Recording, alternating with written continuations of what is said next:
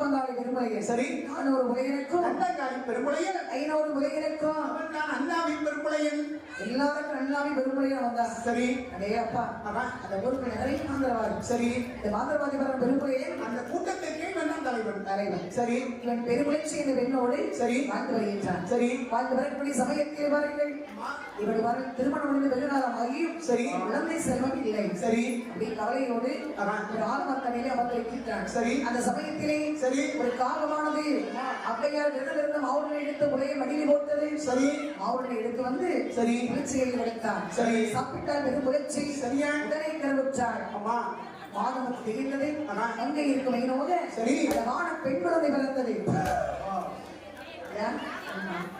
என் Bobby காத்து ஆட்டம் போகும்